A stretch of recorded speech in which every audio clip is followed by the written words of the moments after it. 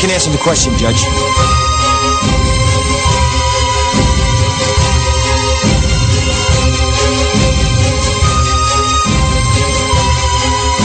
You can't handle the truth.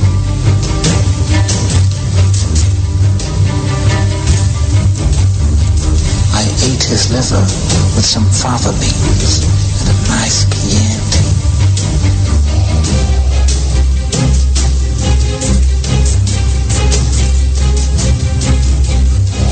Rubs the lotion on its skin or else it gets the hose again.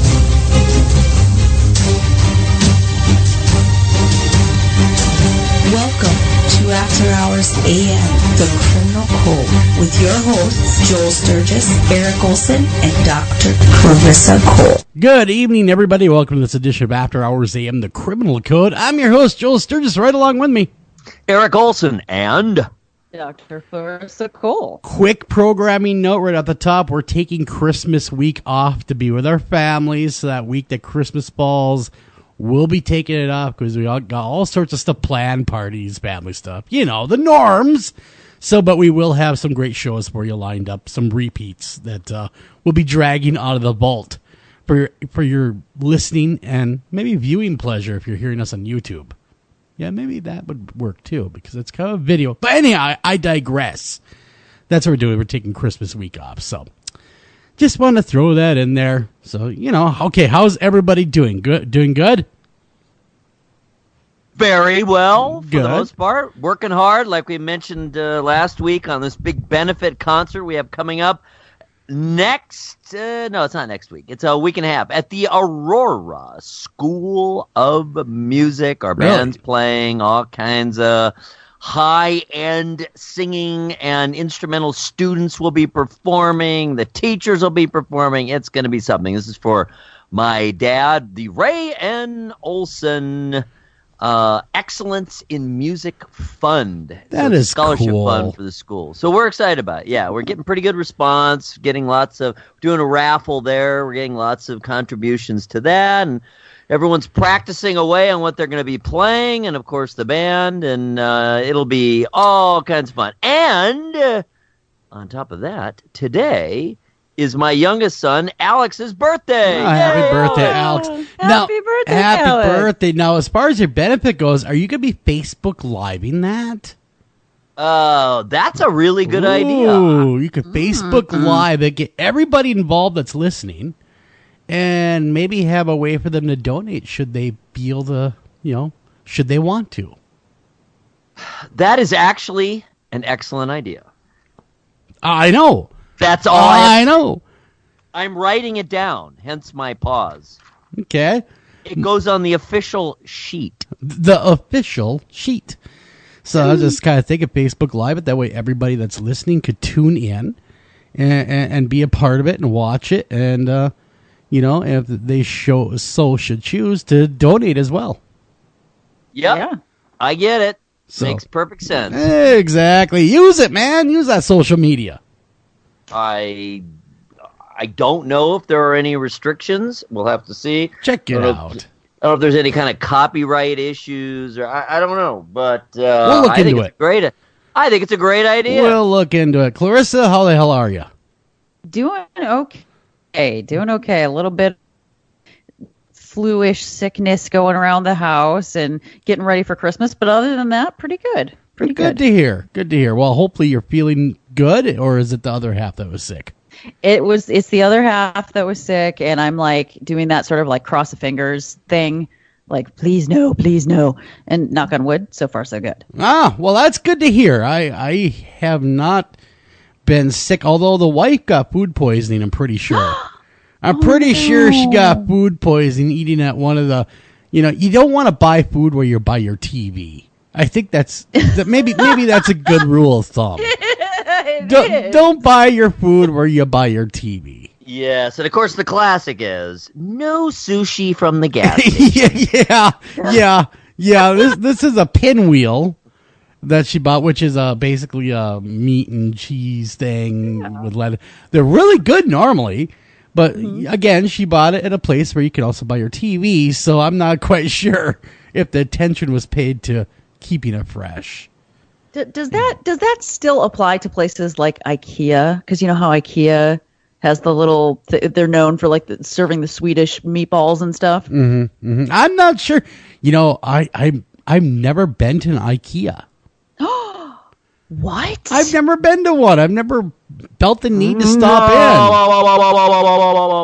Oh man, yeah, it's like getting lost in another land. Really? It's amazing. Yeah. Wow. It is. I just never felt the need. You Impossible to construct furniture. Yeah, because that's what everyone tells me. Don't buy anything from IKEA because you'd be there for a weekend putting together a dresser. Well, you will, but I just like, you know what? I don't necessarily need to buy anything. I just like wandering around. You like to wander around, eat their meatballs, and make fun of the people. Is what you like to kind do. of, because you know how people get really unnaturally stressed out when angry. they buy furniture? They get angry. It's my favorite part. You ever I love it. I love seeing an old-fashioned meltdown right in front of me at one of the stores. Like someone in front of you that's just having a meltdown. It's hilarious. What do we get? Oh my God. It's the best. It is the best. Relax. I'll tell you how often we go to IKEA, because there is not one near us. We have to go all the way over to Pittsburgh. And how far is that for you guys? It's a couple hours. Okay. Yeah. Okay. So we go about every 4 years. We went before we stocked up for Lily going away to college. Isn't that logical? Before that, we stocked up on Lily going away to high school. Wow. Wasn't going away. And, so we do have key furniture, especially in her room, obtained from IKEA. But, when I walk around in there, it's kind of like, I have a very odd taste. I am either kind of like real low-end, cartoonish, or high-end. Oh. I don't like the middle too much, and IKEA is really the middle. Yeah, that's true. Yeah, they are. I've never been to one. There's one right next to the Mall of America. And, is there? Yeah, and I've never got it. But anyhow, getting away from that, we're way off topic. People came here to hear true crime. They came here to tune in for the little true crime. There are crimes committed at IKEA all the time. And one of the biggest crimes might be, A, the Swedish meatballs have gone bad, and 2, the cheap furniture. True. Yes, the press board furniture. No, it's although I do have a crime that might actually relate to meatballs in some way. Well, lay it on us. All right. There is a man who decided in Polk County. They're still looking for him. This is Florida. All right. So Florida of course man. It is. Dun dun dun. Yes. Florida man. So the Polk County sheriff is looking for a man. He is wanted for going to Subway and stealing a foot-long sandwich by putting it down his pants. Oh, okay. Well, now where else would you put it? That is true. Maybe he was trying to pass himself off as last week's guy. It worked for the guy in the Subway. Maybe it'll work for me. Bang dang doodle. This is so confusing for me, though, because, I mean, you know how a Subway works, right? Yes. You have to go they up. make it in front of you. Yeah, they make it. So, like, it's not like he just walked up to the counter and stole it and tried to hide the sandwich. Like, so the guy So the guy behind the counter's going, now, I just made that. I just saw what you did with that. I just saw you stuff it down your pants, sir. No, you didn't. Yes, I did. I just made that for you. No, you didn't. No, you didn't. Someone else did. So awkward. And so the Detective LeBlanc from the Polk County Sheriff's Office put it on Facebook, pictures, surveillance of this gentleman. And he wrote, some of you may think we're overdoing it by trying to identify the suspect of a relatively minor theft. One of you is probably even saying, this is small potatoes. And to that we would reply, no, this was a foot-long sandwich, not potatoes. Pay attention. Oh, come on. I love cop humor because it's always so horrible. I liked it. I liked it. You ever see, though, the police try to be funny in some of their posts and they just epically fail, like constantly? I do see that where I'm like, yeah, that's kind of dad humor that maybe you should just say. Yeah, it's like, that's not very funny, officer friendly. Yes, but this one I thought was pretty witty for what it was. Well, so yeah, I guess I'll give him that one. But come on, The guy's obviously a moron. Talking about the guy stealing the sandwich, not the police. But the guy steals a sandwich. The guy makes a sandwich, hands it to him. He shoves it down his pants. Okay, well, that's not exactly... A, it's not the crime of the century. You're right. But number two, you're never going to get away with it. They made it for you. Yeah, everybody was watching that whole transaction. Like, The whole thing. Can you imagine being in line right after the guy? Be like, whoa, wait. What are you doing? What's happening? You did have to, I don't know, select the meat and the bread and the vegetables and the dressing. Yeah, there was a shakedown, at the Subway. Okay. So that was Florida Man. That was crazy. That was crazy. Yes, and I do have one other food one that is actually a bit more serious, but almost equally odd. Okay. So, yeah, this one happens at do you guys have drive-ins out there? Do we have Sonics? Yeah, we got a couple down southern part of the state. Yes, we do. Okay, so Sonic is where, you drive in, you park your car, you press a button, and it, like a car hop comes and brings stuff to you, right? Yeah, greatest thing in the world. It is the greatest thing in the world. And so these parents bring their 11-year-old to a Sonic Drive-In in Texas. Okay. And she gets a burger, right? And the kid opens up the wrapping on the burger and is eating the burger. And inside she found what looked like a pill of some sort. Oh, my good Lord. And the parents, being intelligent, they weren't like, oh, this is candy, right? So the 11-year-old asked her parents if it was candy. They drive to the cops. The cops do a field test on it, and it's ecstasy. Oh. Yeah. Oh, does someone buy the wrong burger? Make her feel very loving. Right? I know. I'm like, that is a sure way to get people to come back and eat your food. It is the hug drug, after all. Yeah, like that was the best hamburger I've ever had. I love you, Sonic. Yeah. So, and three different employees were arrested on this. Wow. The great Sonic love ring. Yeah. So the manager was found in possession of 3 ecstasy pills. She was arrested for possession of a controlled substance. And the police found him during a search, and a search of the boy's hamburger wrapper as well. Found more ecstasy. She was the manager. She's been fired. And there was one of the other employees, Robertson, was arrested on 4 outstanding warrants, including marijuana possession, theft, driving without a license. So I guess he was hiding out at the Sonic. Who are they hiring there? What's their hiring process like? Yeah, I know, right? I'm like, what are you doing? Selling the old ecstasy. Obviously, it was a drug deal. Apparently, there's a drug requirement to work at that particular Sonic. Yeah, that and the Apple. I heard the Apple store is pretty drug happy too, but that's a whole nother deal. Really? I don't know. That's the rumor.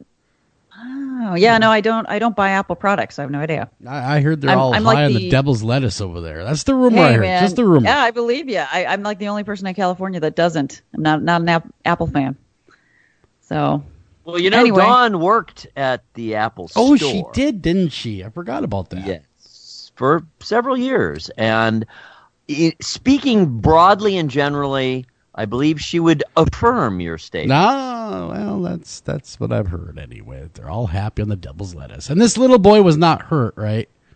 In the story? Apparently not. Apparently he saw it, asked his parents if it was candy, and he didn't eat anything that was tainted with it. Thank goodness, because ecstasy is not as safe of a drug as people think it is. No. And a lot of ecstasy is not just an NDA either. It's laced with other things. Yeah, that could have turned out bad. Plus how small the child is and how much they exactly ingested, and yeah, that's all scary stuff. So I'm glad that the child is okay, and I'm glad that the people that put the drugs in the burger are behind bars. Although, what would you like? How did that go down? Right? Like, was it supposed to go to someone else's? I would imagine vehicle. Yeah, that's what I'm thinking. Like, where did you take that hamburger? Oh, to that car with the family. And then what? Does the freak out ensue? What goes on? Yeah, I would think that was a drug deal gone sideways. Yep, that's what seems to me anyway. And that's pretty clever when you think about it. Putting the drugs in the burger. Yeah, people just order a meal. Sonic gets their money. You get your drug deal done. Exactly. And no one is the wiser. And no one's yeah. the wiser. And they have food for when they get the munchies. That's so it's true. Perfect. It's the perfect combination right there. I'm sure it's Sonic approved in a lot of ways. Yeah, and that was the thing. I didn't realize that Sonic was individual franchises either. Oh. So, yeah, this was a franchisee. So they were Sonic, the corporation, was kind of distancing themselves a little bit. Imagine saying, they were. Yeah, like we have no idea what the hiring policies are. What's the name? What? Sonic? Yeah. Speak of distancing. Yeah, what? speaking of distancing themselves really, really quickly, because it's true crime after all. Touchy true crime, but true crime. Just to say, Michael Cohen got 3 years, by the way, in federal prison for his role in whatever it may be that he was doing. So just want to throw that in there. That was handed down today. He actually got lying 3 to years. Congress. Yep. That was Yeah, that was handed down today. Got 3 years federal penitentiary, and it'll be probably one of the nicest, poshest penitentiaries known to man. And it won't go 3 years. And boy, it sure could have been a lot worse. it could have been so much longer. Yeah, decades. Yeah, he got off pretty easy. He did get off pretty easy. I would imagine I'd look for. We won't go into that. Never mind, because there seems to be a lot of fire on the way. But anyhow, that's a whole nother topic. Okay, moving along. One that we have studiously avoided for some time. Exactly. And we will continue to do so. Well, speaking of fire and food, there was a man. I can talk about this because we're not totally sure if he's a criminal or not. But he was trapped in the grease vent of a Chinese restaurant for 2 days. Oh, I would love to be there for 2 days. What? The guy was stuck in a vent of a fast food joint. Yes. And there are photos. Yeah. Oh my good Lord. How he looks like he was like he's been a mechanic for 10 years and never washed. Yeah. He looks awful. Oh my good Lord. And that's underground, right? The grease vent. Oh my gosh. I know. So it's from the Alameda, which is not really that far from me, San Francisco area. I guess people heard a faint voice calling for help, right? From this building, and eventually the firemen came, and it took them about an hour to get him out. But they think that he was crawling through. This is what it is supposed, that he was crawling through the vents to burglarize the place. Oh well, stupid criminal! Come on, you got to choose a vent where grease is. Wow. Now wait a minute. How can you get stuck in a grease of all the places? It's not like it was a sandpaper vent. Yeah. A gum vent. Yeah, exactly. Grease is slippery. Vent. Right. So you would think he would have just shot through there. Maybe that's what he was thinking. He's thinking, well. Maybe. And when you look at the photos, this is a small space. It's not very big. Yeah. No. For that long of a time. And to think after 2 days, he was extremely dehydrated. He was in serious condition. He's going to be fine. But to let's say you do want to burgle the place. You crawl into an event and you think, I'm going to this is going to be great. And then you get stuck and nobody responds to you for 2 days. Well, you think you're going to die in there. Yeah. If he was a criminal in some ways, that's just justice right there. Poetic justice, getting stuck when he was going to commit a crime, if indeed he is a burglar. It's kind of funny. Yeah. What else would he be? Well, he's not. He's not the maintenance man. They would have said that. Right? They would have said maintenance man, caught in vent. No, this guy was just some guy up the street going. Yeah, it probably started off with something like this. Hey guys, watch this. That's how it started. As a lot of good crimes do. Yes, or hold my beer. Yep. Nothing ever comes after that. That's good. Hold my beer. Yeah. Unreal. So I couldn't believe just sort of the bevy of food stories that were available this week, and kind of the strange crimes in general. The next one I want to get to, Joel, is the one that you were talking about right before we hit the air. Is it because the holidays are coming up? What's going on? I don't know. I've noticed that too. A lot of strange stories coming out. It's got to have something to do with the holidays. It's got to be that holiday stress or something going on. Well, remember the law of jet propulsion. For all the good cheer, merriment, good feeling, all the very positive things that are absolutely at the core of the holiday season, you basically have a similar, if not equal, amount on the other side. It's just the way it is. And people who don't have those feelings then just feel that much worse. Or people who can't afford the presents, and on and on and on. The one thing, my mother lately has been watching all the Hallmark. Oh, no. Oh, my God. All the Hallmark, Christmas romances. Oh, sure. The formula. It's so repetitive. But anyway, I got to admit, they get to be kind of addictive after a while, but so many, the positive, I will say, real world positive, they do remind you that there are all kinds of people, who have a lot of problems heading into the holidays, family problems, money problems, personal problems, and they have to be dealt with. And if they're not dealt with, then the holidays can be worse than any other time of year. Holidays are really a state of mind, though. Just don't put a tree up and don't acknowledge it, and you'll be all right. Well, but do you really want to do that? I mean, you want to miss out? Well, when I was a bachelor, I never had a tree. Then later on in life, when I was a bachelor, I was given this tree that was already pre-lit and pre-decorated as maybe a foot tall. Slammed on the table. There you go. Christmas underway. There you go. Done I know. and done. I didn't always do it when I was single either. But I do like to get into the spirit, and it's like you can't avoid it when it comes to commercials. And if you'd have to stay off media altogether. Shopping, unless you're a hermit, it's pretty hard to miss. But and the music. Think about it. Yeah. So there's so much, such an overwhelming sentiment of good cheer. It's either celebratory or it's contemplative, but it's all supposedly positive. But if you don't have those feelings, if you don't have those things that are supposed to, that are supposedly the core of the holiday season, if you can't relate to those things, and on and on and on, then it's worse than any other time of year, because you still have all your problems, plus you have the expectation of having positive things that you just don't have. But but the thing of it is, Christmas is supposed to be the giving season, right? It's supposed to be giving someone help. Giving doesn't always have to be a gift. It can be a minute of your time, an ear. Yeah, I totally agree. People really get like, what's with the?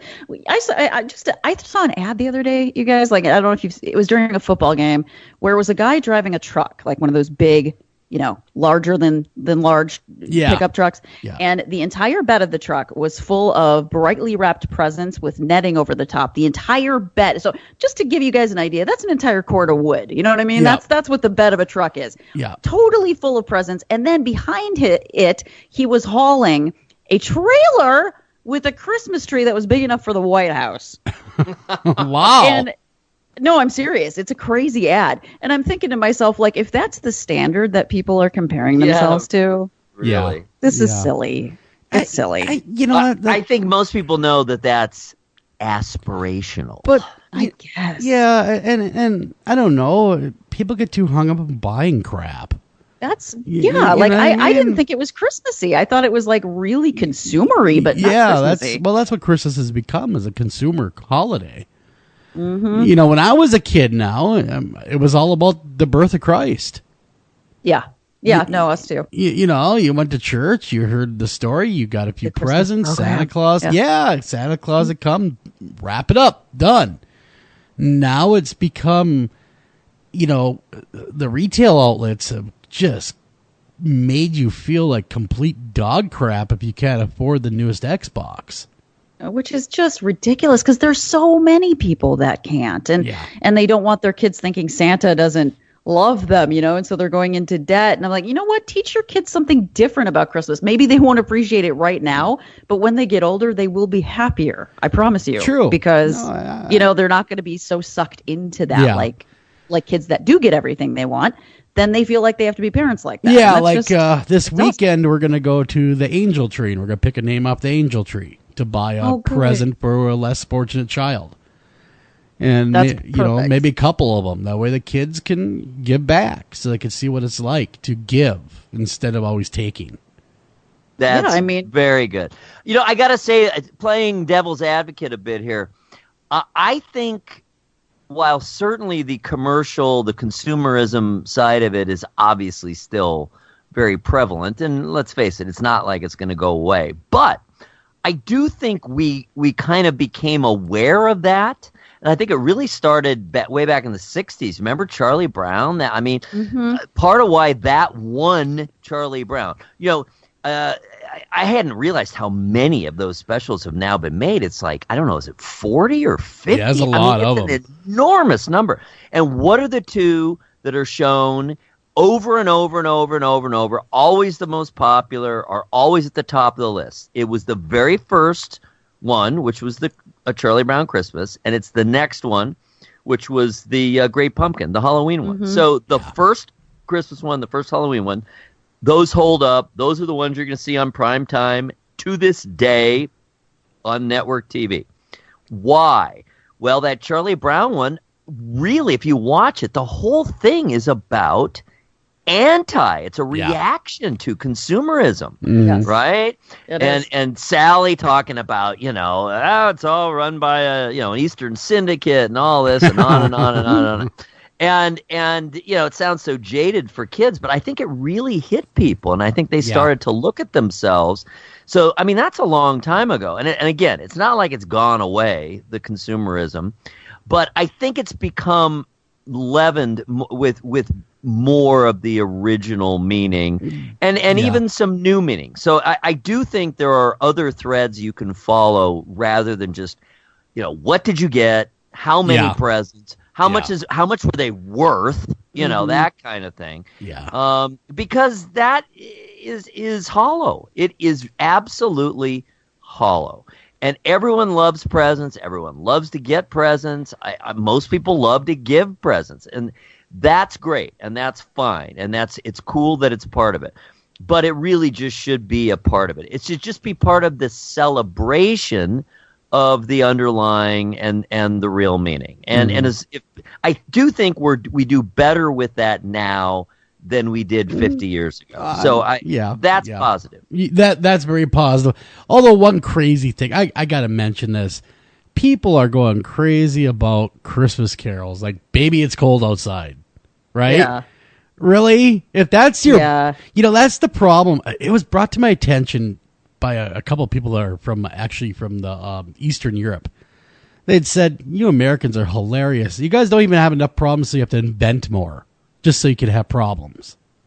Yeah, women getting paid 80 cents on the dollar isn't as upsetting to you as a Dean Martin song from 40, 50 years ago. Come on. Yeah. Let's figure this out. And honestly, it's more than that. It's more like 60 years ago. Oh, and is it really? Yeah, and it's really one line. I agree. That one line's a little rapey. There's a little rapiness to it. I agree. No, I agree. It's the one line is, "What's in this drink?" Exactly right. God, that one you gotta cringe a little. Well, it was like 60 years ago, different time, different place. I mean, when you think of now, or roofies, I think she was merely referring to its alcoholic content. Yeah, I think he was spiking the drink. I get it. I kind of get it, but at the same time, come on, people. It's been on for 60 years. It hasn't destroyed your lives. I mean, come on. It's clearly was meant to be playful. Exactly. That's what it's about. Yeah. Exactly. If it was a guy kind of like encouraging a girl who really didn't want to stay, I'd say, "Oh my God, let's get rid of it. It's adding to the problem." But that's not the intent of the song. It was written at a time when women couldn't just say, "Yeah, I want to stay over," because we weren't in that time period. It was considered kind of shameful if you wanted to do that. And that's what she's referring to. Yeah, and her whole family. Imagine today, in our society, all of those family members, let's face it, giving a rat's ass. Who cares? What was it? My maiden aunt. Come on, your maiden aunt doesn't care today. Anyway, so the other key to the song and what makes it, should give people perspective of, obviously she wants to stay. Yes, exactly. Yeah. It's very, very clear. And people not reading between the lines there, I think it's very sad that they don't, because it is. She wants to stay. It's written in a time period where that was not acceptable. But like one thing I did want to add really quick is if you don't have an idea of what you're going to do on Christmas and you are, you don't have a lot of family, maybe you don't have a lot of family where you are. Some people do choose to volunteer, but sometimes volunteering with people and seeing people in dire circumstances can become a little bit much if you yourself are feeling depressed. Mm-hmm. So another option that I always think is a good option is that a lot of animal shelters still need help over the holidays. And, dogs and cats are usually always really glad to see anybody. So if you don't have people around you that you feel like you're getting enough affection from, volunteer some time there over the Christmas holiday, and I think it might cheer you up a little. Absolutely. Okay, that all being said, Merry Christmas, everybody. We're less than 2 weeks out. And so, again, Merry Christmas. And so, moving along, we got the Mad Butcher of California here. This is very weird, and I want to get into how weird it is. So there's a teacher out here named Margaret Giesinger. She's 52 years old. She has been a teacher at a college of the Sequoias. So that's basically a prep school for college. It's like a high school age. It's kind of like a upper end kind of school, yes. Right? Gotcha. Yes. Upper end, they're expected to go to college. And this was captured on video by one of the other students, because everybody has a cell phone now. The teacher was filmed forcibly cutting a student's hair while singing the national anthem at the top of her lungs. So she grabs this kid out of the crowd. Yep. Sit down. You're getting a haircut whether you like it or not. Starts cutting this kid's hair. And why the kid just didn't get up and leave, I don't know. But starts screaming belting it out, top of her lungs. Oh, say, can you see? Mm-hmm. By the dawn's early light. I'm not a good singer, but Eric is. So she's belting that thing out.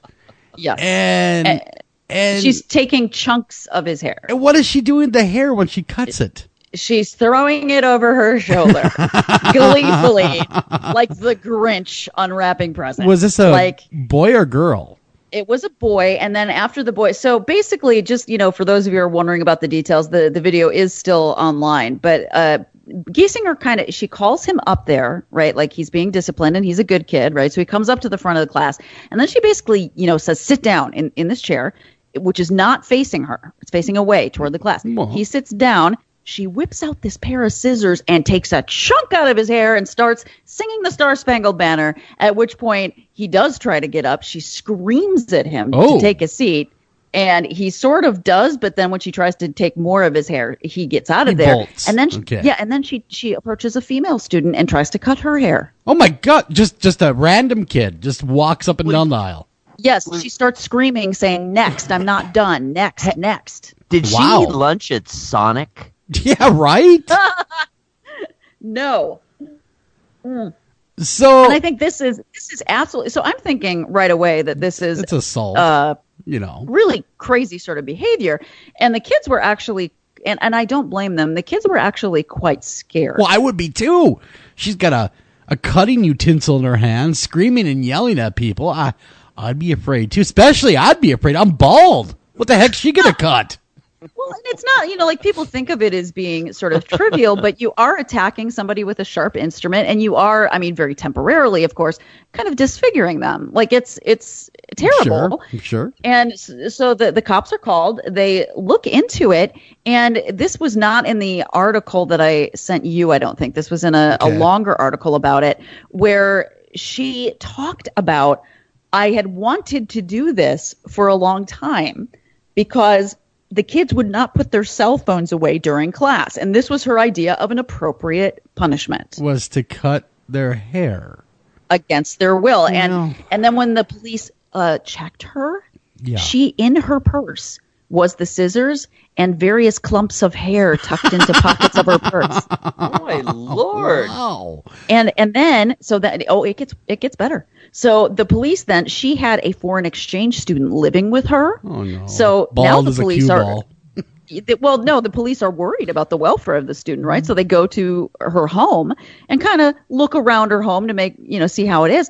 And they find clumps of hair saved in drawers around her house. That is freaking weird. Yeah. That is really, really weird. So it goes from being sort of a like, oh, that's funny, weird, she lost it story to, She's a This serial. is ongoing. She's a serial clipper. That's what she is. well, it's interesting because it's almost like a Weird. fetish and like a sadistic fetish. Yeah. Yeah. Very odd. Well, they figured who has she done it to? Where'd she get the other hair? Yeah. They are not saying if they know. I don't know that they know. Maybe there's some victims that'll come forward. She said she'd planned to do it to the foreign exchange student that was Oh. living with her. Yeah. Wow. She planned to cut their hair. Yes, against their will. And then I don't know if they were in a different class or she just lost it early or whatever, but she just started to do it to random students. And when they questioned her, she did not express any remorse. She I was almost they deserved it. I was almost a victim of a cutting against my will. Really? I was growing a nice beard one time, and my wife said either you shave it or I'm going to shave it while you're sleeping. Oh no.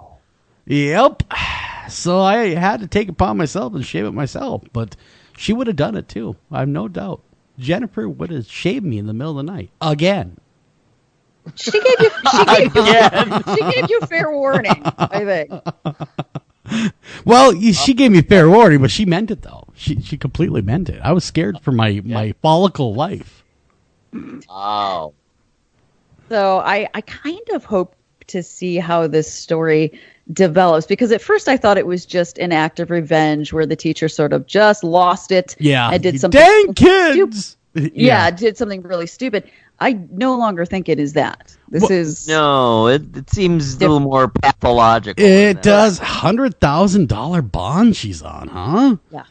They Wow. did. And that's, because I thought that was really weird. I'm like, there has to be more to this story. And when I looked at other stories online that had more detail, I think they're thinking it is a serial fetishy sort of thing as well. Yeah.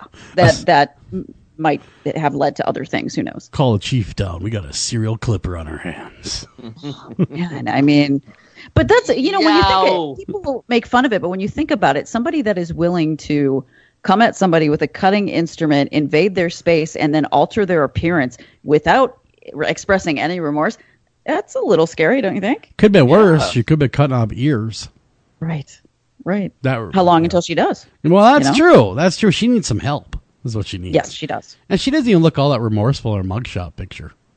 Look at that. She looks a little bit like, I'm gonna get you. this is funny. Yeah. How Why long's am I your here? hair, officer? Come here. It's touching your collar. Yeah. Yeah. All right then. Well, that is so strange. I'm not done. Get over here. You're next, pretty. She keeps pulling out the scissors from various orifices. And they keep taking them away. And I have more. Well, then I guess she was starting to cut again, raising the scissors above her head. And that's when the student was able to run away. So was she going to come down a stabbing motion? I mean, that's what it kind of sounds like there for a minute.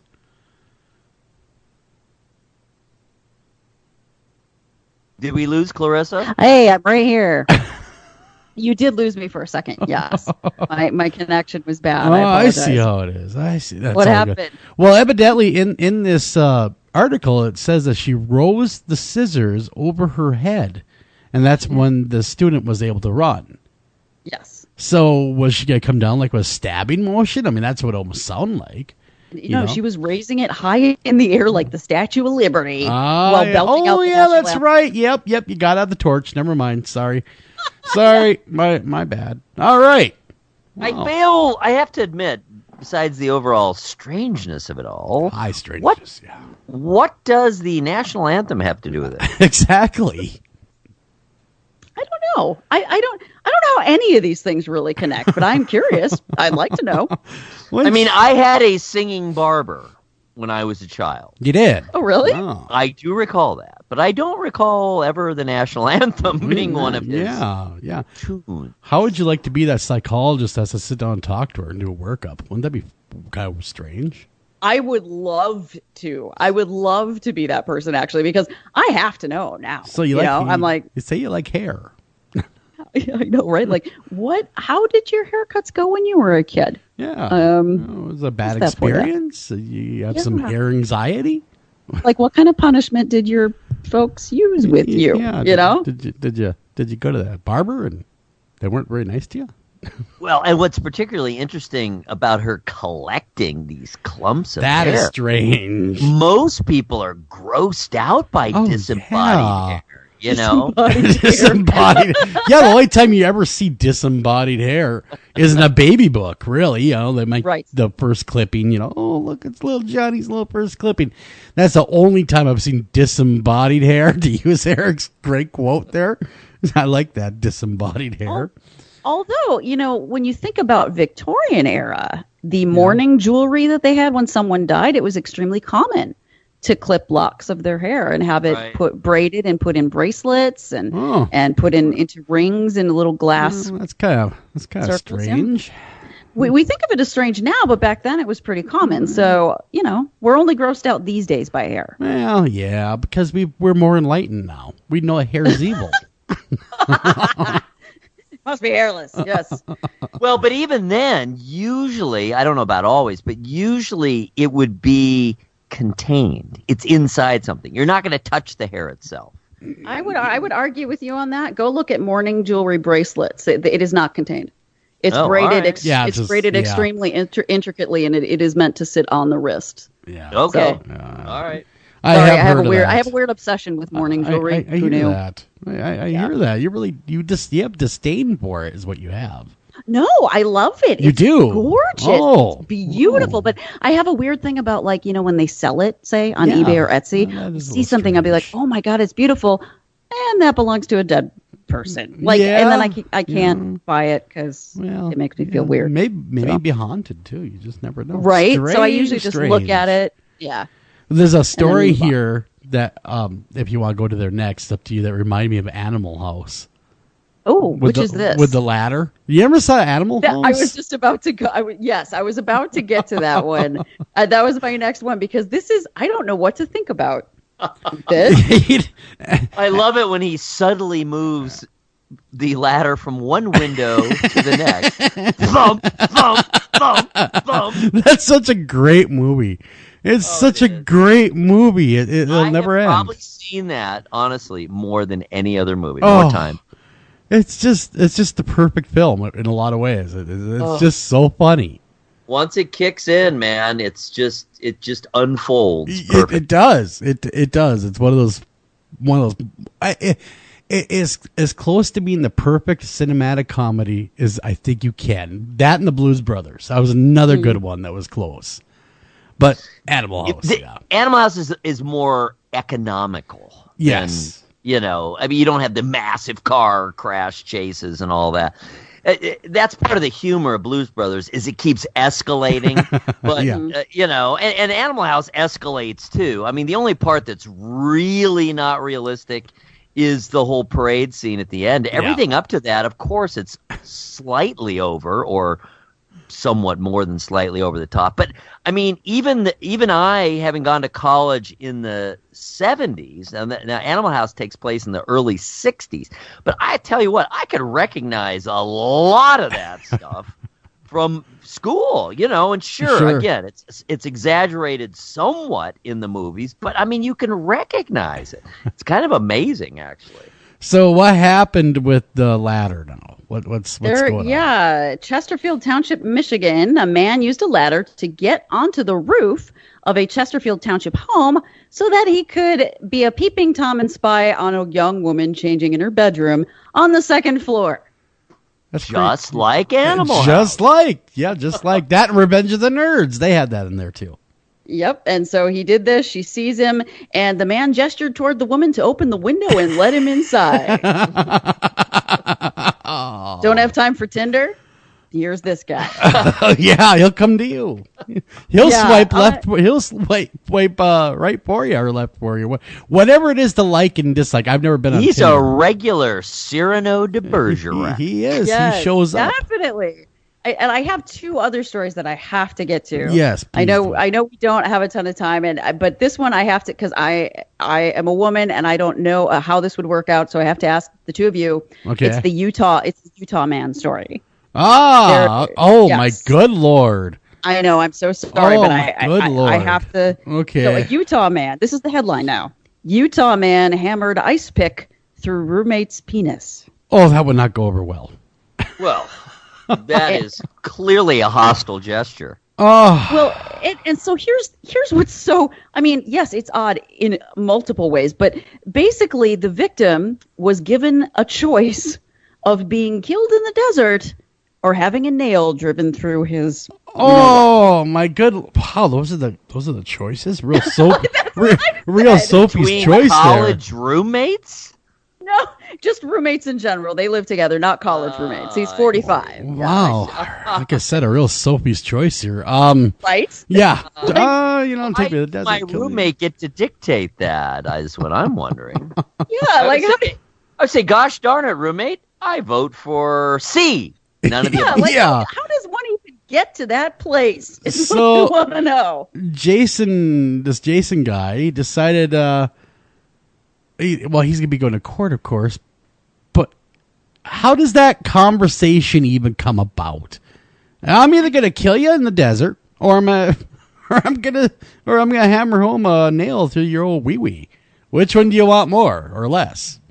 So here is okay. So I'm gonna ask you guys for sort of this pragmatic sort of choice, right? Sure. Now, do you choose the second choice, which the roommate did, because clearly the nail was driven through it, but that's what he chose. Now, do you choose the first thing and like risk the thought of trying to get away as he's driving you out to the desert? How do you handle this? Oh, As you boy. were saying it, that's exactly what I Yeah. was thinking. I was thinking, okay, I'm gonna do the thing that has the longest lead time, right? Yep, Okay. Yep. Exactly. Because the other doesn't require a whole lot, assuming that the weapon of choice is present. Once that's done, man, that's done. Oh boy, Yeah. Ow. Yeah. And I don't, yeah. But what I'm trying to figure out is why would the victim acquiesce to any of it? I'd say, or even hold still. neither. Yeah. I would say neither, and hit him over the head with an anvil. That's what I would. Yeah, you go full on Bugs Bunny on him. Is what you'd do. Absolutely. They said that he put a gun to the victim's head and handcuffed him to a chair. So basically, like, I think he would get him out of the handcuffs if he was going to drive him out to the desert, say, but otherwise you sit there and this is what happens. And the worst line in this entire article is, he says he went to the hospital the next day for treatment after Mon took the handcuffs off. Oh, he's just left him there handcuffed? Well, with a nail through his ding dong? Yes. Oh. Right. Gosh. The next day. That is. Oh. Yeah, you would have to think, your survival mode kicks in. I have more opportunities to avoid Exactly. dismemberment,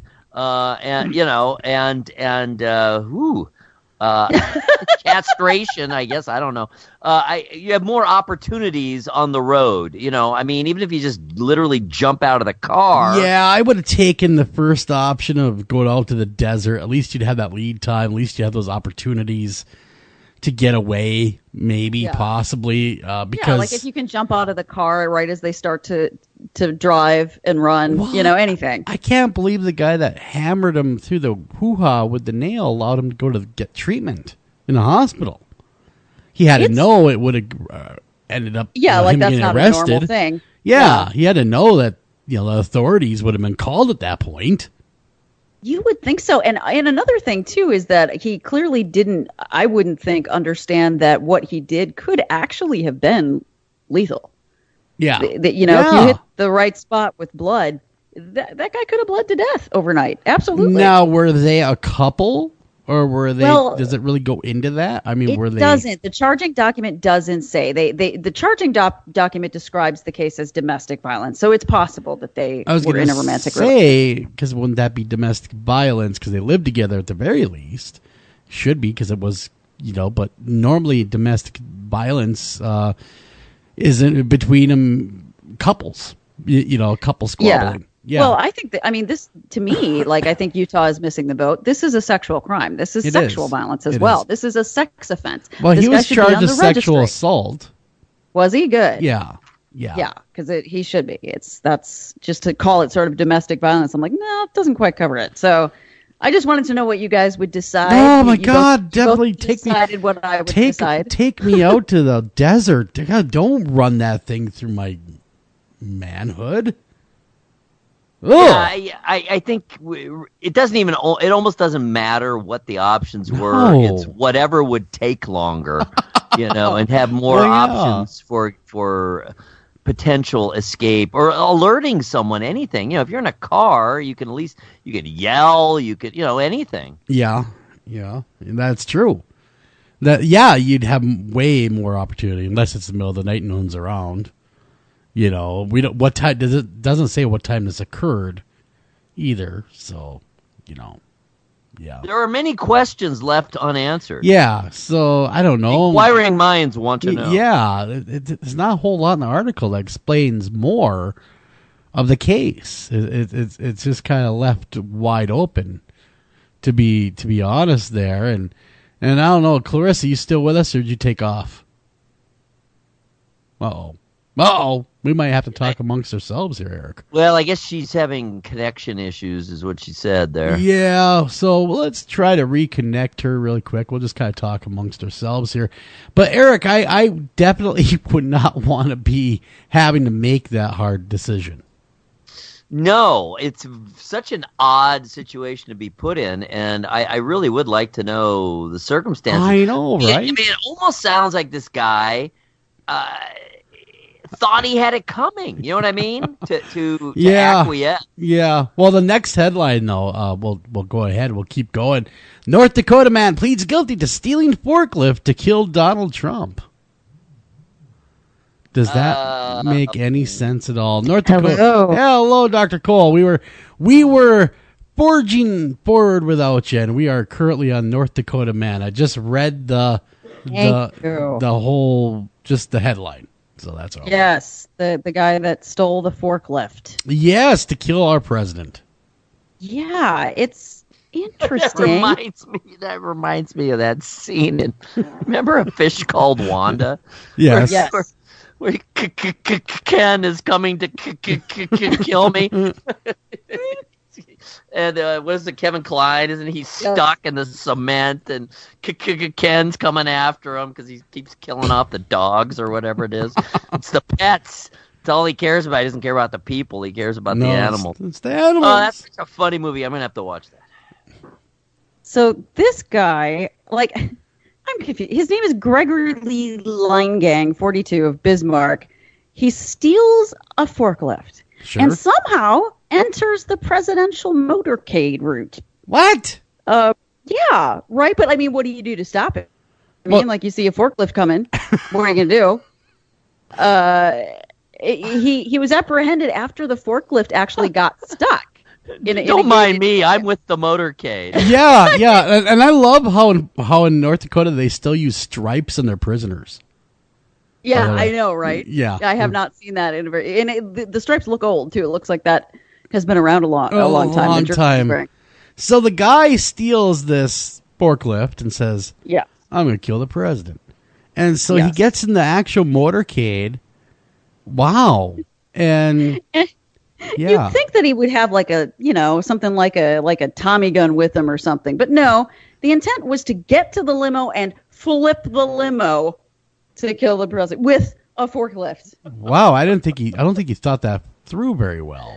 It's a convoluted plan. Yeah, that's a lot of moving parts to go wrong there, and all moving slowly, very slowly. How fast is this forklift? I don't think I've seen one that goes much over 10 miles an hour. Yeah. Whoa, look at that forklift go. Yeah, look at that guy go. He's on a mission. Must be driven by a guy with an ice pick in his penis. Yes. That's how fast he's moving. He's moving with purpose. So, I think that this makes the most sense because he had a public defender, and she said that her client was suffering from serious psychiatric crisis during this incident. And I would be inclined to agree because... You got to be pretty far gone to even think this plan would work. Yes. I agree. But hey, he made it to the presidential motorcade, so did pretty good. He's lucky he's alive. Yeah, he is, he's lucky the Secret Service just didn't, put a couple in him. But maybe the Secret Service was like, what is that? What is that thing coming our way? Really slowly. It's Ken coming to kill me. It's just, what are you slowest assault ever. Unbelievable. And we can actually get to one more, which is, again, yes. I'm wondering about the intelligence. This is Casper, Wyoming. So two kind of sleepy places. You got Bismarck. Oh, yeah. And now you've got Casper, Wyoming. This is actually really horrible, but I have to read it anyway. A man and a woman admit in court that they drove from Arizona to Wyoming with their 2 children in the trunk of their car. What's wrong? Oh, my God. Wow, what's wrong with that? No, I'm kidding, of course. I'm kidding. I once went across country in the back of a station wagon. But that's not quite the same. No, I used to ride in the back of my parents' station wagon all the time. That was back before seatbelt laws. Yes, it's beautiful. It's a wonderful time. Wonderful time to be alive when you could be in the back. A wonderful, dangerous time. It was a wonderful time. And we all survived now, didn't we? We did, yes. Well, luckily. But the sheriff, they get arrested. The sheriff's officials say a third party told them that the children reported riding in the trunk for much of the 900-mile drive while the 2 German shepherds sat in the back seat. Oh, my. Oh, my God. I don't mean to laugh, but that's just ridiculous. How do you do that? Misplaced priority. That is a strange... Yeah. What went through their thought process to go, I really love the dogs. I cannot put them in the trunk. I know. Let's put the children in the trunk. They're going to love it. It was really easy because they basically just said, hey, there wasn't enough room. So... for everyone in the cab of the car, so somebody's got to ride back. I had to do what I had to do. My hands were tied. What should we have done? Left the kids there? Just 6-year-old, by the way. Yeah. That's just so wrong. That's just so wrong. And it's kind of a strange couple too, because not that there's anything wrong with this, but the man is 63 years old and she's 1. She's how old? 31. Oh, yeah, that's a May-December romance. That's way too much. And by the way, we can see you, dear. Your camera is on. That's why you're having issues. Hi. No, I didn't mean for my camera. I just don't know. Turn it off now. Hi. I can't see you, but that's okay. No, now you're on. Now you're on. Now you're off. Now you're on. Ooh. Now you're off. You're going back and forth. All right. No, I'm having issues. I moved my office. No good ever comes from moving the office. We got to get out of here. We have to go to break. We come back. We're going to be talking about, sarin nerve gas and you. Don't go anywhere. We'll be right back. Okay. Not literally you. You don't get hit by sarin nerve gas, but the collective you. Exactly. We'll be right back right after this.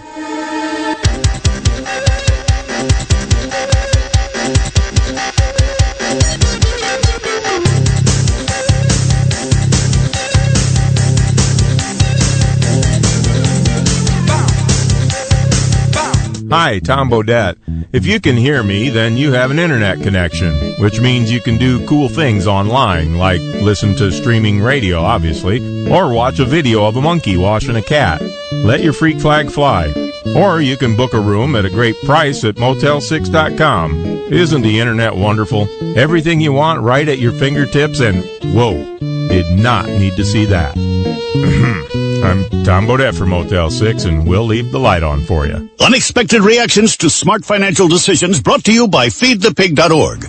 Well, I finally did it. My student loan is totally paid off. I can't believe it. I can't believe it either. I paid more than the minimum each month, and soon enough, it was gone. So you're just giving up? Giving up on what? The life of luxury. Egyptian cotton, caviar Thursdays, designer everything. What are you talking about? Our plan. What happened to winning the lottery and mastering the art of the perfect mimosa? Hosting galas, wearing enough jewelry to require a bodyguard, vacationing in the French Riviera, and then buying it. I just thought maybe it was time to prepare for my future. You know, set some financial goals, make some smart investments, open a 401k. Financial goals? Investments? A 401k? You are horrifying right now. Listen, if winning the lottery were easy, everyone would do it. When it comes to financial stability, don't get left behind. Get tools and tips for saving at feedthepig.org. This message brought to you by the American Institute of CPAs and the Ad Council. Northern Tool and Equipment. So me and the boys head out to tailgate today and find some other fans in our spot. Well, it happens. Cheering for the wrong team. Oh, this is war. Even worse, they've got this couch set up and everything. A couch? Yeah, it's sectional. All right, first thing, don't ever use the word sectional again. Done. Second, I want you to grab a 4,700-pound tow chain with J-hook and grab hammer. Throw that on the back of your truck. Got it. Now you're going to Hail Mary the J-hook over the end of that couch. Time to find a better spot for your new friends. That should do it. There's no problem a little horsepower can't solve. Northern Tool and Equipment. Taking a family of 5 to the amusement park can cost a small fortune. Oh, yeah. So to save some money, we thought, hey, let's bring the amusement park to us. Yeah. Go ahead. All right. Step right up, young man. Are you ready to ride the wacky waterfall? That's just the bathtub with the shower head running. Nope, it's the wacky waterfall. It's the shower, Dad. Waterfall. Wacky. There's an easier way to save. To get a free rate quote, go to geico.com. Then buy online, over the phone, or at your local Geico office. Green light. Hey, girl. School zone. I'm getting hungry. Car changing lanes. You want to meet me for pizza? Stop sign. Intersection clear. Yeah, street. Pizza sounds good. Ballin Street? Girlin Street! It's hard to concentrate on two things at once, like texting and driving. Stop the text, stop the wrecks. How will you stop texting and driving? Tell us at stoptextstopwrecks.org. Brought to you by the National Highway Traffic Safety Administration and the Ad Council.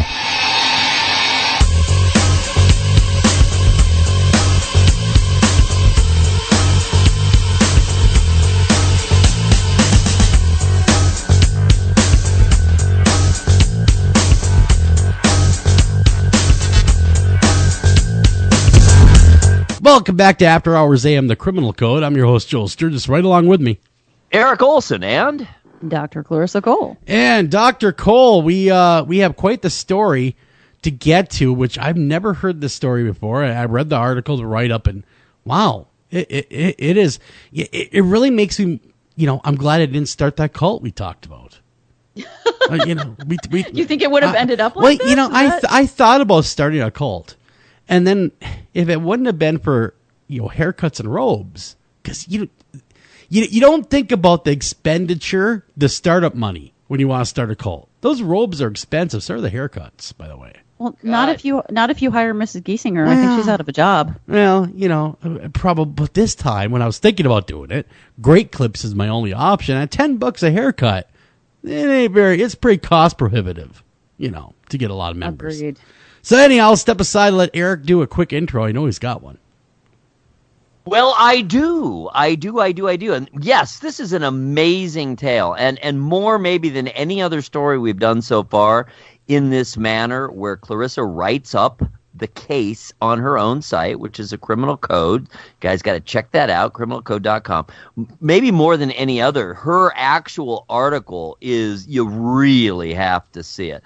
It is great in terms of the detail. This is an amazing story. I happen to know it. I didn't know the details, but I knew it just because I'm old enough. It was a big deal in the 90s when this happened. I mean, they didn't know what was going on in Japan. I mean, all of a sudden, all these attacks. So anyway, excellent article. You should go to the Criminal Code, read the whole thing, and of course, we'll be talking about it tonight right here on the show. When Japanese pharmacist Chizuo Matsumoto cobbled together Buddhist, Hindu, and Christian precepts into Aum Shinrikyo in the mid-'80s, no one could have imagined that his yoga and meditation class would evolve into a murderous death cult, some 20,000 strong, that would threaten the very fabric of Japanese society for a time.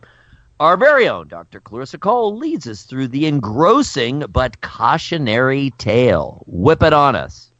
Yeah, it is terrifying. And I think that a lot of people don't know the story now in the U.S. because it has been a number of years and it goes away quickly. It was in a foreign land, and I think people don't pay enough attention to world events. Mm-hmm.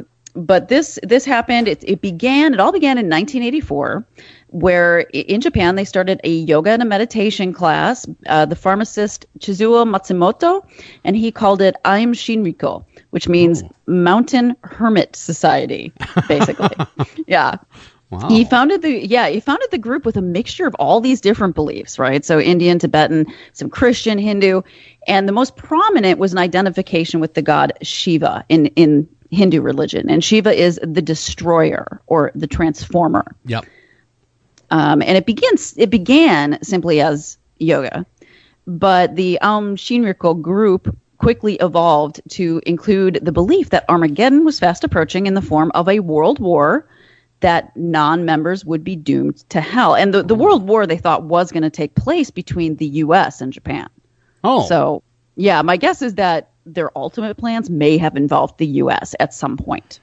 I don't recall us at that point. I don't mean to interrupt you at all, but I don't recall us having any real skirmishes with Japan at that point in time.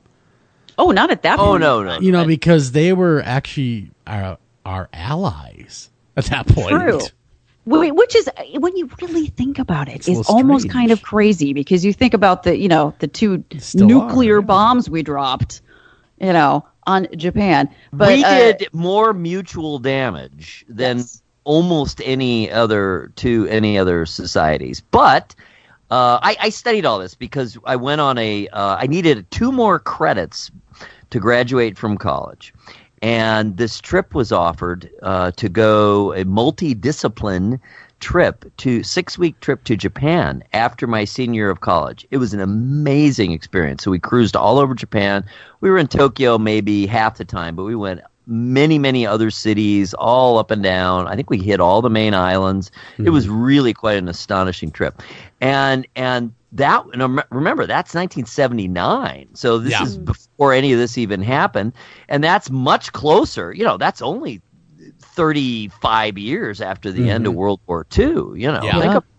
So it just shows you that when societies, if you can accept blame, which they did, they accepted blame. They're a very shame-based society. Yes. So they were shamed. They accepted blame. Once you do that in that kind of society, you don't blame your adversary. Mm-hmm. Mm-hmm. So because we, I shouldn't say that because we did the same in Europe.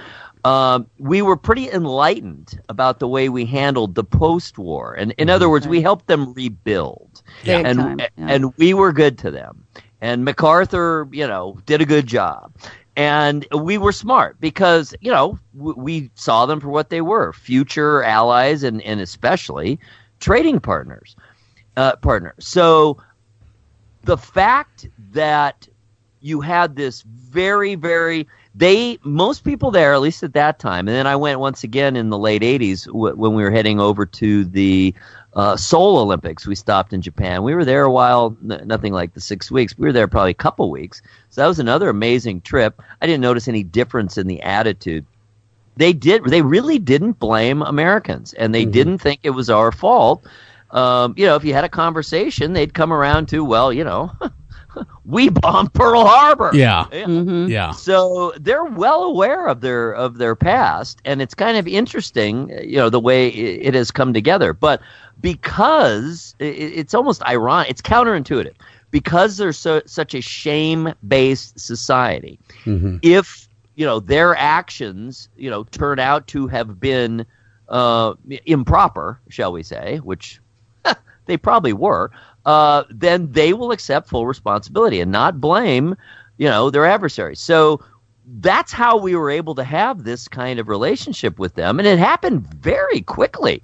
It was almost immediately after the war, because A, they accepted responsibility. And broadly speaking, obviously not every individual, but as a society they did. And B, we handled the rebuild, pretty well. We were pretty magnanimous about it. So I think that combination, and the same similarly with Europe, the Marshall Plan and all that. We realized, hey, we can't exist solo in the world. We need a world to work within. So let's help these people rebuild. And, for the most part, it's worked out pretty well. Yeah, agreed. I mean, we were on very good terms with them at this time on the whole, but for some reason, the Matsumoto, who was the founder of this cult, did not believe that. He was very certain that when Armageddon came, that it was going to be started, essentially. It would be a world war, but it would be started between the U.S. and Japan. And so he basically said, hey, Armageddon's coming, and all non-members of the Aum Shinrikyo cult were going to be doomed to hell. However, these non-believers can be saved if they are killed by Aum Shinrikyo members. Oh, wow. Correct. That's a little strange and That's extreme. weird. Yeah, that's really weird. It's awful, and so I mean these beliefs were essentially very cult-like at this point. Yeah. But Japanese officials really refused to see them as a threat at that time. There were only, you have to remember, too, there were only like 20 members at this point, and none of them had a history of violence. In fact, a lot of them had a background in science. They were educated people with no history of violence. And it was founded in religious beliefs. So eventually, they granted Shinrikyo official religious corporation status. Wow, even though it was in essence a hate group. Exactly. And the status upgrade allowed for tax breaks, but the big thing was that there was a total exemption from any government oversight. Wow. Oh, so they could preach whatever they wanted, they could do whatever they wanted to do to get whatever members. They want to do. Okay. Yeah, the government's not going to butt in. And so this put the plans into overdrive, and Matsumoto, he changed his name to Shoko Asahara. He went big time into recruitment mode. So it's funny, like you read accounts of like Japanese young people at that time. They said that like during what's the equivalent of our sort of Saturday morning cartoons, right? So programming for children. They would see Shoko Asahara in ads all the time. Oh, man. It was like during those spots in particular where he talked about the Aum Shinrikyo group, and nobody thought he was a threat at all. They just saw him as like this round little yoga guru that had a pleasant face. I mean, nobody thought anything of it. Disturbing. Isn't it? For like years. Yeah. So he was recruiting. Yeah, impressionable children. They're watching Saturday morning cartoons. And that's the one time they're glued to the screen. Is during cartoons, really. Where you about their undivided attention. That's some shady stuff. And the thing is too, like what older adults didn't really realize is that in Japan the possibility, like how in America we have the American dream and everyone can become president. Yeah, clearly. Clearly. That's what we believe. Sorry, I caught that. That's what we believe here, and in Japan, it's not really like that. A lot depends on the family that you come from. Sure. How. Yeah, they don't have an emperor anymore. And so I think that there are a lot of youth. No, they don't. They have a parliament, but you can only go so high. And so I think there are a lot of male children, especially, that are kind of stuck in this echelon where you can go so high but no higher. Okay. And Aum Shinrikyo promised that you could realize your full potential. Sounds good. I mean, on paper until the killing started. A little Scientology, like if you ask me. Yeah. Right. Yeah. Might as well get a jab in at the president and Scientology. So, by 1992, so they had 20 members. They had upwards of 20,000 members by 1992. Whoa! They exploded in size. Yeah. And of course, Asahara was really good about getting people with money. You know what I mean? Yeah, you got to get the people the money. Otherwise, how do you get your Scientology? I mean, your thing off the ground. Right, and the robes and the haircut. Exactly. Exactly. You got bigger robes, $20. Haircuts, another 10. You're 30 into it. Take that by 20,000 times. That's a lot of money. Exactly. And so but at this point, even though there are kind of these extreme beliefs, people are thinking, well, no real violence has happened. But that wasn't really true. It came out later that a member, Teruyuki Majima, had accidentally drowned during an extreme ritual of theirs. Oh. And a good friend of his, tried to leave because of it. And that friend was subsequently found murdered.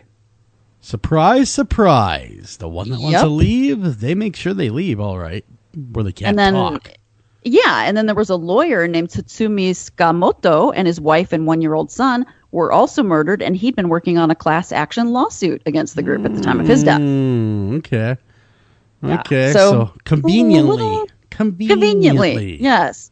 So basically, Asahara started to claim more and more outrageous things, and eventually he told his followers that Shiva had been revealed to him and declared Asahara a god. Surprise, surprise. And he wanted to place, members in essentially what is the government, and they lost their bid to do that. They didn't have enough votes. But Asahara's like, all right, I got to try a different tack. So that was when he decided that they needed to start killing non-members to save their souls, of course. Just indiscriminately, just killing people, just for kicks. Well, non-members, but yeah, non-members, right. So now Asahara, remember? Do you guys remember what he did as a profession before this? Pharmacist. Yes, he's a pharmacist. So he's creative. Uh-huh. So his first idea was to use biological weapons. Oh, why not? Got them laying around anyway. Well, yeah, and so he decided that he was going to use botulinum toxin. So botulinum toxin is produced by a bacteria called Clostridium botulinum, which is found in soil, basically unclean environments. How if you get a nail through your foot, tetanus? Sure. Well, there's also botulinum in the soil. But when it's ingested, it can cause botulism. Oh. Botulism is horrible. So just in case you don't know, botulism causes paralysis of the muscles. And when botulism is really bad, it extends to the heart and lungs, and you die. Yeah. You can get botulism, of course, from canned foods. Exactly right. Because that bacteria is in there. They weren't purified enough. So Asahara felt that they had amassed enough botulinum by 1990, and he ordered like this crude sort of broth, right? They loaded it onto trucks that were equipped with special sprayers. Make the bouillon. Right? Yes. And they set off in these special spray trucks, and they sprayed this botulinum mist at 2 U.S. naval bases, Narita Airport, Tokyo government buildings, the Imperial Palace, and, of course, the headquarters of a rival religious sect, because why not? And they better pray the wind doesn't shift. Right? So luckily, the spray was a lot less potent than its creators had thought, and it actually failed to get anyone sick. Oh. Yeah. And so they're like, all right. Spoiled again. Yeah, yes. Right? Reminds me of a bad episode, Pinky and the Brain. Yeah. It gets better. It actually gets better before it gets worse. So they're like, all right, this botulinum thing, it's not working. Let's do something else. So they decided to get anthrax this time. Oh no, not the anthrax. Great rock band, horrible disease. Just torture everyone. So they got a bunch of anthrax spores. They came into just a mass of anthrax spores, and they again put them in the trucks, into mists, essentially. Anthrax Question. The wind. Yes. Anthrax doesn't exactly grow on trees. How did they get this anthrax? You made it sound like they're just laying around in the lair. Hey, by the way, we got the anthrax laying there in the corner. Let's give that a whirl. Actually, anthrax spores themselves are actually not all that uncommon. They're Okay. They grow naturally, and I'm sure who knows where they got them from. That I don't know. Yeah. But okay. What I do know is that whoever they did buy them from got the better end of the deal, and this is why. Because the anthrax spores that they were sold were of something that's called the Stern strain of spore. Okay. That spore of anthrax was used to make the modern anthrax vaccine. Oh, well, so they're helping people out by by inoculating them to anthrax when they spray them. Well, yeah. So the Stern strain of anthrax, so this biological strain of anthrax, no longer makes people sick, whether you've had the vaccine or not. It's the equivalent to buying oregano from your pot dealer. It totally is. It's exactly right. So, of course, they didn't know this, right? And they pump it out into the air, and the only thing that it resulted in was people saying, the air kind of smells bad today. I feel a little anthraxy, but other than that, I'm good. Well, and I mean, just to people don't really know what anthrax does. And like a little primer on anthrax is that it's not the spore itself, actually, that's deadly. The anthrax spores, you breathe them in. And then these little cells in your lungs called macrophages, they go and they eat the spores up, right? They're trying to clean your lungs. Yeah. These little scavengers go in, they eat the spores like, oh no, this is a toxin. But then the macrophages, they give off their own toxin. They excrete things because they're eating, right? Yeah. And it's these toxins that combine. They're pooping out the anthrax. Their own toxins is what they do. And they all combine into a lethal soup of toxins. It fills your blood and that's what kills you. Yeah. Yeah, it's a really horrible way to go. And if anthrax gets in through an open cut, it causes necrosis, total tissue death. Your tissue turns black, and usually amputation is the only option. But they gave they inadvertently gave all the people the good anthrax. Some brands offer you low finance, or cashback, or servicing. Renault don't do ors. We do ands. The Renault Kadjar with 1.91% APR and €1,000 cashback and 3 years servicing, saving you thousands. Renault, the brand with the ands. Visit your local Renault dealer. Finance is made under a hire purchase agreement. Terms and conditions apply. Deposit required subject to lending criteria. See Renault.ie.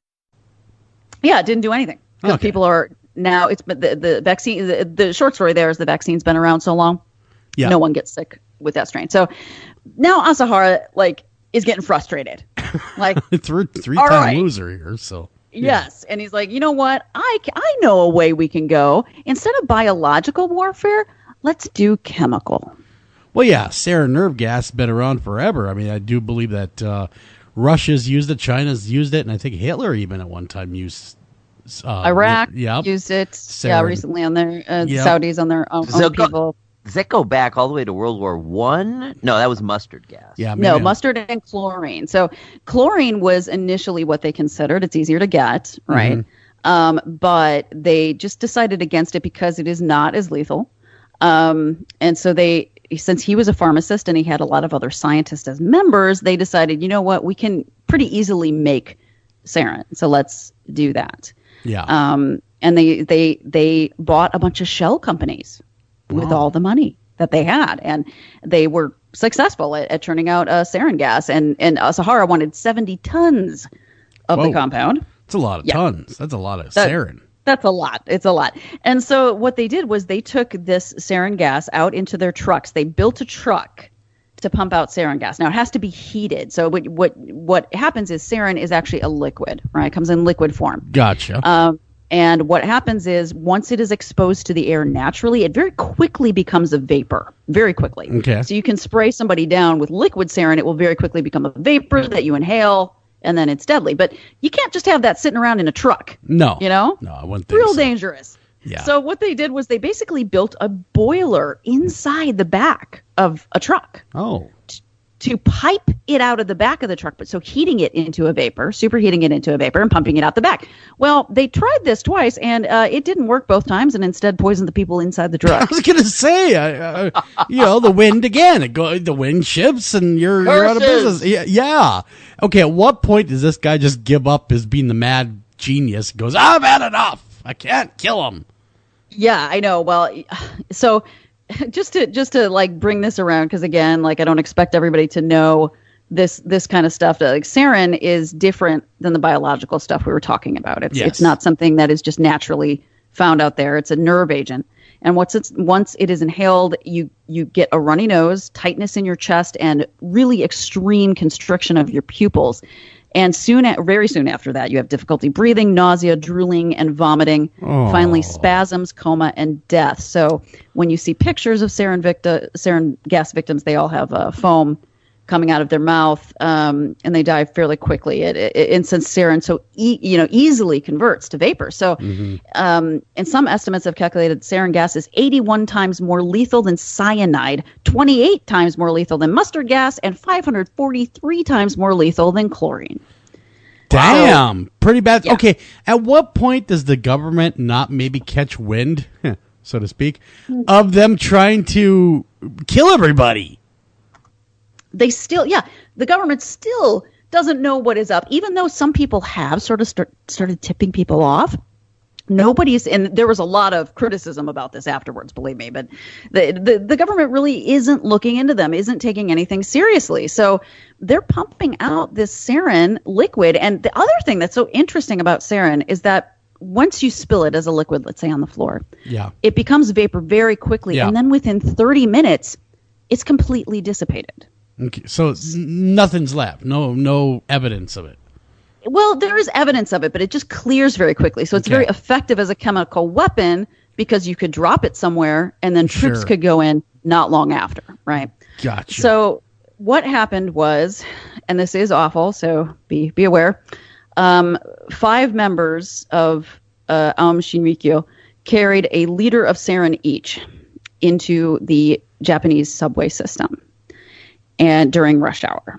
And what they did was they wrapped the bags of sarin in newspaper, and they all carried umbrellas with them with tips, sharpened tips of the umbrella. Mm-hmm. And they also carried syringes with them full of the antidote. There is an antidote to sarin. So with varying success, like Kenichi Hirose went into the subway. He dropped the bags, punctured them with the tip of his umbrella with such force it actually bent the tip of the umbrella. And that resulted in it spilling out so quickly that he accidentally poisoned himself as well. But since he had antidote, he survived. But it caused one passenger to die and 358 others were classified as severely wounded. Damn. And that was just one of them.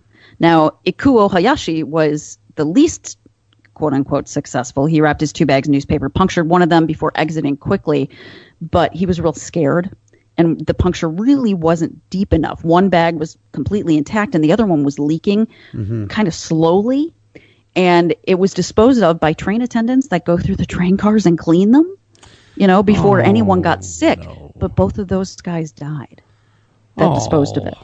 Yeah. We got 3 left. Masato Yokoyama boarded the train with newspaper wrap packets. He donned a wig and fake glasses. He was real nervous. He was so nervous that he actually failed to puncture one bag at all, punctured the other one only once, and it resulted in a small hole that leaked very slowly. So it was missed by train attendants. Yeah. So they cleaned out the car, but they missed it. And it continued to seep out until the end of the train line and back again. But once the newspapers were wet enough, it started to turn into a vapor. Passengers became sick, and 200 of them were admitted to the hospital in serious condition. Wow. Toru Toyota was the quickest of all the cult members. They have video, boarding the train, dropping the packets, puncturing them, and deboarding within 2 minutes. Wow. By the next stop, passengers were feeling the effects, and by the stop after that, they had been opening windows and passengers were panicking. The attack outright killed 1 and injured 532 others. Dang. And the last one was Yasuo Hayashi, not related to the first Hayashi. He carried 3 packets to the train station instead of 2 to prove his loyalty. 2 stops after he boarded, he dropped and punctured the packets so violently that he made more holes in them than any of the others, and it caused the liquid sarin to spill out into puddles. And Hayashi got off the train. People were already noticing an effect. Sickness and panic ensued. One person thought that it might be from the bags. They smartly looked down, realized that's what was different. And so when the train doors opened, they kicked the bags out of the train car when the doors opened. And this resulted in 4 deaths at that station where the bags were kicked out. And it didn't make a difference because the puddle was still in the car. Yeah. So just a short distance later, someone had to push the emergency stop button. And when the doors opened, passengers stumbled out and collapsed. 8 people dead and 275 more seriously injured. God, my God, over 1,000 injuries. Yes, and really bad. Some were in critical condition. Yeah. So wow. Wow. And this was classified. A big deal. I remember. Yeah. Yeah, this was classified. Just to put it in context for people, the Sarin attack was the most, quote, serious attack on Japan since the U.S.'s bombing of Hiroshima. My Lord, that is insane. Yeah. We got to run a break. We come back. We're going to wrap this up and talk further about their downfall and what happened to the cult and the aftermath of the attack and how serious did the government start taking them after that. Be right back. Don't go anywhere.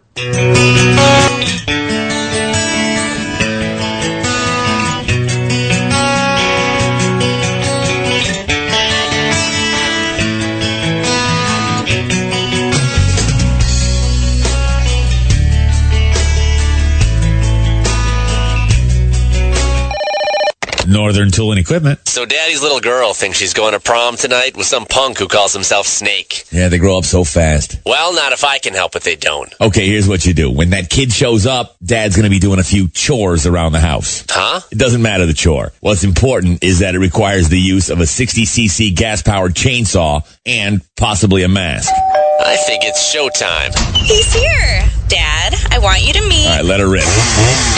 What's that, honey? Hi, Snake. Great to meet you. But wait, where are you going? There's no problem a little horsepower can't solve. Northern Tool and Equipment. Ranger Station, Ranger speaking. Yeah, hi. I'd like to report a bear sighting. Location. My backyard. Oh, your backyard. Try telling a bear that. I did, and this bear talked back. Talking bear, that's rich. No, wait, it was Smokey Bear. Smokey? Why didn't you say so? I did say so. Continue. I was burning yard waste. No, boy. He told me to burn legally and responsibly, and to remember that if it's too hot to touch, it's too hot to leave. And as always, he's right. You know, 9 out of 10 wildfires are caused by humans. That means 9 out of 10 wildfires can be prevented. Yeah, I know that now. Thanks to me. Actually, thanks to Smokey. As usual, the talking bear gets all the credit.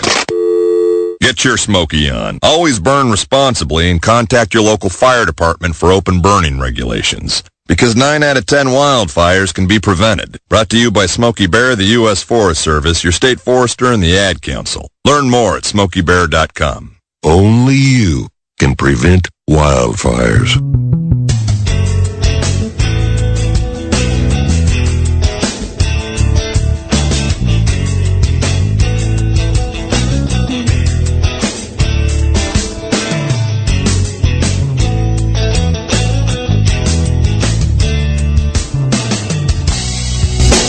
Welcome back to After Hours AM, the Criminal Code. I'm your host, Joel Sturgis, right along with me. Eric Olsen and Dr. Clarissa Cole. So after the attacks, just on this train station by this cult that no one wanted to take seriously, did the government all of a sudden turn around and say, whoa, we got a problem here? Oh, yeah. I mean, luckily most of the people, that 12 people did pass away, but by midday, like most of the patients were actually, discharged from the hospital. They suffered vision problems, but, some were in for a couple of weeks because they suffered nerve problems too, like the shaking and all of that. But it was not long. Like somebody sort of tipped off the government the day that this attack occurred. So they knew who they were looking for. So it didn't take them long to round them up. So they rounded up the 6 members essentially that were primarily responsible for those attacks, and I'm going to get his name wrong, Yasuhara, the leader. So they rounded them up. They were all put in prison. They were tried, and they were sentenced to death. All of them were sentenced to death. And in Japan, this might interest some of you. When you're on death row in Japan, they don't tell you when you are going to be executed. Oh, they don't tell anyone. Oh. Yeah, they don't tell anyone. It's very, very stringently controlled that the inmates don't know, their families don't know, the victims' families don't know. Just one day they come and get you from your cell, and then it's over. Wow. So wow. I like that. Yeah. Psychological terror. Yeah, exactly. Every day you don't know if they're actually taking you to get your meds or to dinner or if they're going to kill you. Oh, wow. There is a certain poetic justice there because these people on the subway had no idea that was their last day. Exactly. And that's what people too don't realize is that even after the physical recovery, so many of those victims had terrible PTSD. Yeah. Of course. for many years after that. And you think of all the panic, because especially the last attack when they were kind of caught, I guess, in a longer section before the next stop. Sure. And they're opening windows in this tunnel and people are kind of trampling each other to get out. It was absolute mayhem. Carnage is what it was. And so, but it begs the bigger question. I mean, I shouldn't say bigger question, but the next question, what draws people to these violent cults? What's the deal, Clarissa? Yeah, it's there was one sort of commonality between all the ones that carried out, that actually, carried the sarin onto the train, and most of the members too. The average age was in the mid to late 20s and to early 30s and male. So that was when I look at that, because Shoko Asahara was older. He was not that age. He was older, and you're not seeing like super young people, but you're not seeing people that are established in their 40s as much. There were some, but you're not seeing that. So he's really looking for a certain subset, and I think for them, especially, we have to think that the culture is a bit different. But what's interesting? That's starting to happen in the U.S. as well. You're noticing that group. Right. We've talked about it on the show before. Yeah, the disenfranchised man from age 23, 24 to 35, still living at home with mom and dad, feeling like they can't make a difference, they can't get ahead. That's exactly what was happening in Japan at this time. So it's almost a mirror image. It's a mirror image of what was happening there. They feel like they have, some opportunities, but not enough, that they'll never get ahead, that people will never recognize their uniqueness, their specialness. Everybody wants that in life. But that age group, especially in Japan, they felt like they didn't have any way to really express themselves, and it's happening here. So we're setting up, just so you know, we're setting up for that sort of thing. How does it get? We're seeing some of it. It's taking effect. How does it get diffused though? How do we stop that ball from rolling so much? What would be the society? Generally speaking, how do we stop it? That's a great question, because there are so many things that feed into it. Like we have to give them opportunities that are as attractive as this cult was. And this cult was very, kind of enigmatic, mysterious, but also very exciting. Yeah. They had plans and missions and kind of covert things to do. You have to make it sort of exciting. I mean, like, basically it's like saying, okay, you can run this militia, or you could work part-time at Home Depot. Which do you want to do? That's true. That's true. It's kind of like Fight Club. It exactly like that. So like they want, and the other thing, I think the biggest part is that most of these men felt separate from everyone else around them. And I think we're doing that to men now too, especially white men, right? That they don't feel like they're part of anything bigger except these hate groups that are reaching out to them. Yeah, and there's a lot of rhetoric. Yeah. You don't have to look too far to see the rhetoric. And I mean, most of us, especially, I'm 44 years old, you kind of see right through that. And you also kind of pick up on the dog whistle phrases that they use. Oh, sure. It's all the same. It doesn't matter what culture it is. It's all the same thing. Yeah. Yeah. Like a dog whistle for anyone that's listening to what? You'll hear a speaker and they use a certain phrase that only means something to that group of people. Correct. That's a dog whistle phrase. It's speaking to them directly without speaking to them directly. Right. It's used in pretty much every cult, every gang, white supremacist groups. It was used during the Black Panther movement. It was, and not that any of them necessarily started out bad. Like, because that's the thing. People are like, oh my God, why would they join a cult? They're evil. It didn't start out that way. They never do. It started off the same way that anything does, and we talk about it over here. It's nationalism. It's being proud of where you're from. Yeah, that's how it starts. The alt-right. Yes, correct. Yeah. Same thing. Exact same thing. And they're building up to something exciting. They keep talking about taking your power back because they feel stripped of their power. But a big reason they feel stripped of their power is because they have no community to relate to. Everybody's telling them how bad they are. Well, they're incels. Correct. Yeah. Yes. Do you want to talk about what incels are for the people out there that don't know? Well, sure. Incels, which is absolutely fits with this age range and this mindset, are it's a acronym. Well, no, it's a contraction of involuntary celibates. So what it really means is women don't like them. Now, no, really, I mean, truly, that's what it means. And so depends on the women, though. I've seen some redneck girls. Okay, go ahead. Instead of trying to figure out why they are unappealing to women, it reminds me. I mean, none of this is a joke, but I mean, it reminds me of the Dead End Gang. Where, remember, I don't know if you've seen because they're so old now. They were so old when I was a kid, but. Remember the He-Man Woman Haters Club? I do. But these are kids. Rascals. These are little rascals. That's what it was. Yeah. So these are little kids, though. In there, we're talking about adults here, who have essentially have formed a He-Man Woman Haters Club. Well, I mean, a violent one, yes, and it's potentially violent. Well, it was violent to. Hire. What was the woman who was killed at the Charlottesville gathering? Yeah, that's true. Heather Heyer, absolutely. So and many others were injured in that attack. So that is absolutely emblematic, of that. So the incels are involuntary celibates, and it's not that you happen to be celibate or that women you're not hitting it off with women. It's what do you do about it? That's the question. That's the key.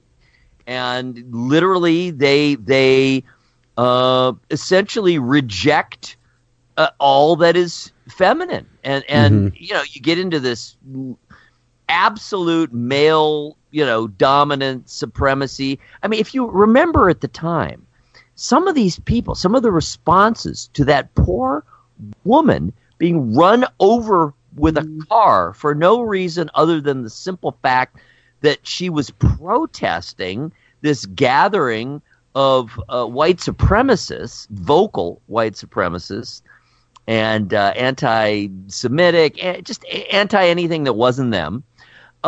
She was killed for that. So what did people say? Oh, well, she didn't count anyway because she hadn't bred. I mean, what millennium are we talking about? Well, yeah, who's their leader? I mean, there has to be a leader moving for the movement in this country, and I would say Gavin McInnes was a big part of it. Yeah, I'm willing to point him out. See the Proud Boys, the Proud Boys leader that has since quote unquote stepped down. Yeah, dude, it's not something you just step down from. Okay, you started a violent movement. You are going to forever be the figurehead of that in some way or another. But he was a big, push behind that, and there were other people that are stepping in to take his place, of course. But yeah, there's a lot of prominent people. Well, I could name who I think the supreme leader is, but I'm not going to, because I don't want Secret Service agents showing up. But anyway, I think that there's a big sort of push toward misogyny, and it not only being acceptable, but it being preferred. And it historically mandated, that kind of thing. They're just looking. It reminds me, and we've talked about this and looked into this too. It reminds me a lot of all of some of the extreme myth making that went into the Nazi era. Correct. Yeah. It's revisionist history.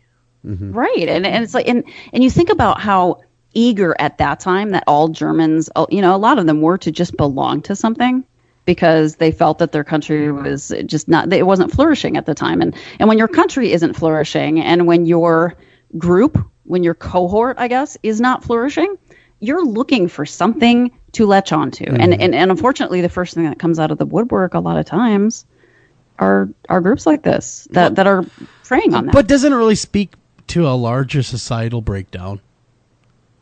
Oh, yeah. Yes. I mean, they weren't born this way. I mean, they learned it, right? And there's got to be a real underlying problem where you have a whole generation of, I shouldn't say generation, that's too wide of a brush, but a whole group of these people that are feeling this way. Does anyone ever stop and ask them, why do you feel this way? And maybe try to work with them in a society level so they do feel included? I haven't really seen that yet. And I think a big part of the real problem is that people from that generation now, especially white men, again, from like the 23-year-old to 35-year-old age group, they are paying for the sins of their forefathers. They really are. You know, like people look back at the, 1900s, 1920s, 1950s, 1970s culture, and we're putting all of that on a kid who's 24. And that's not fair. Who might maybe says something a little bit misogynist or a little bit insensitive, but he is also informed by that same culture. You have to remember that they can't just learn a whole new way of behaving overnight. If you tell them they're bad, for instance, they're going to be bad. Exactly if you tell them there's no value to you, you're going to eventually believe there's no value to you. And you're going to amass with other people that feel the same way, that there's no value to them. And everyone wants to be valued. And it's not up to, like, that's the thing, it's not up to the quote unquote adversary. Like for incels, the adversary in some ways is women, right? I mean, women can be better about how they behave when misogyny is in their face. I think, you can handle it certain ways, but it's not up to women to make this better. Honestly, I think it is up to older white men to help the younger men through this, to help normalize the fact that culture is changing, because the quote unquote adversary can't do that. They're not going to listen. As a older white man who was just addressed here, I was just thinking, okay, so what are the differences between when I was growing up and now? And one of the key differences, and this is just from my experience and my observations, but when I was young, and when I hear my father talk, it was pretty similar. So now we're starting to get pretty far back. Now you're getting back into the 40s and 50s when he was a young man. And your job was to figure out how to appeal to women, not to overwhelm them, not to guilt them, not to browbeat them, but how to appeal to them. And I think part of the issue is I wouldn't even make it generational. I would say this cohort that we're talking about that is having all these problems has grown up with the notion that they shouldn't have to appeal to women. Women should be flocking to them. Yes, the caveman mentality. Hit them over the head, take them back to cave. Women that I've known anyway just don't respond very well to that. Well, yeah, I mean, I've sat though, Eric, and I've talked to a couple of these people just after we did that show on Charlottesville.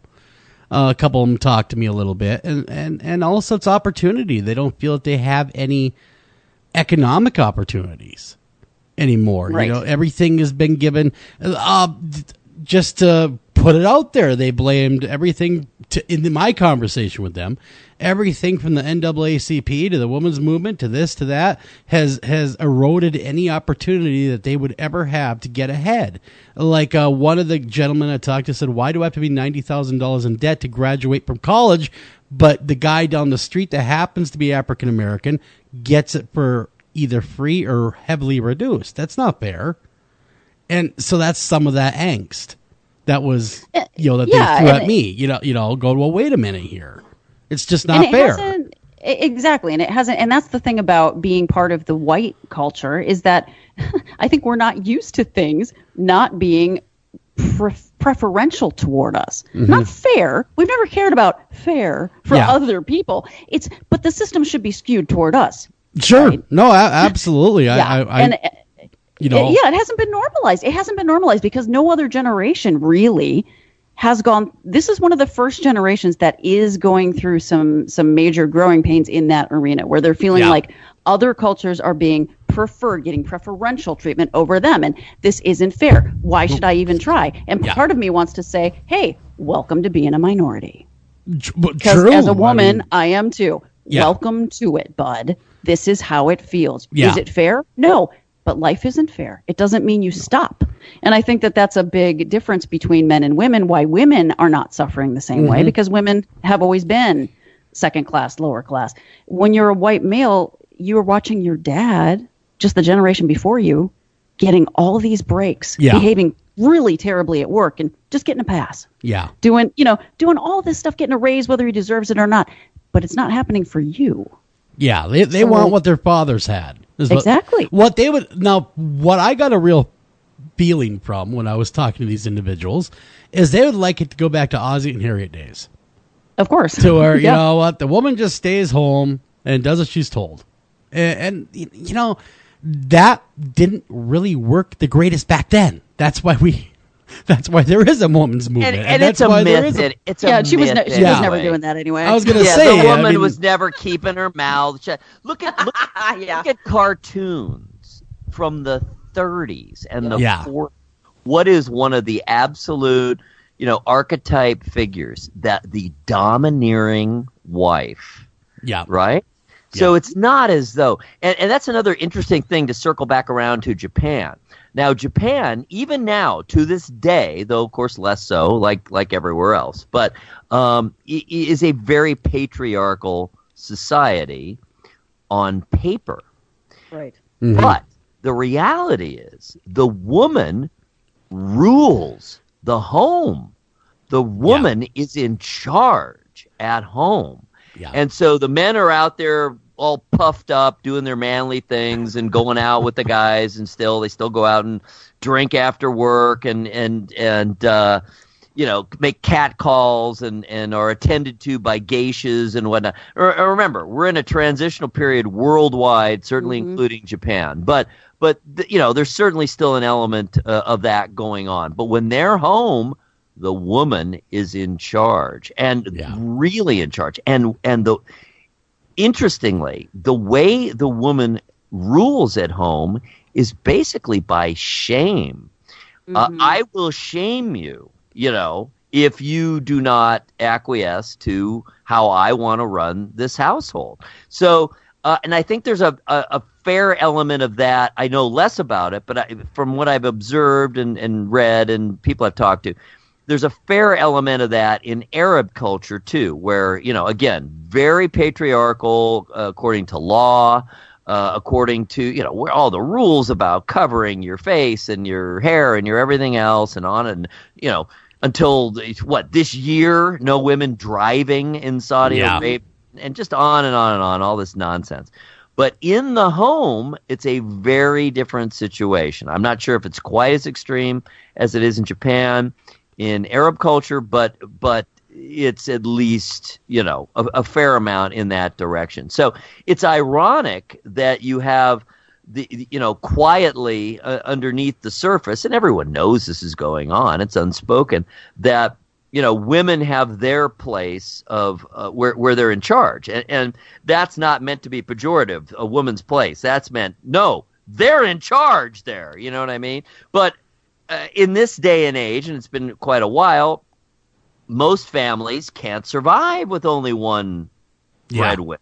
Yeah. So the woman has to go, even in, Japan or the Arab world. Certainly here, it's been going on since, World War II, where the women have to go out and work. And now that's where you get into what's unfair and unfair labor practices and unfair promotions and unequal pay and the glass ceiling and everything else. So that's where things have to be made fair, is out in the public sphere and out in the work world. And so it's interesting how all of this works. And, if people, back to our incel friends, if they would not have a sense that it's my way or the highway, I am entitled, to my perception, because again, remember, it's not the real reality, it's their perception of reality. I'm entitled to my perception of the way it used to be, which of course it never really was. Then they may, they could work the way around this like every other generation has. You got to figure out what is it that appeals to women. And look, girls and women may be, have some different priorities now than they used to. So what's your job? Figure it out, man.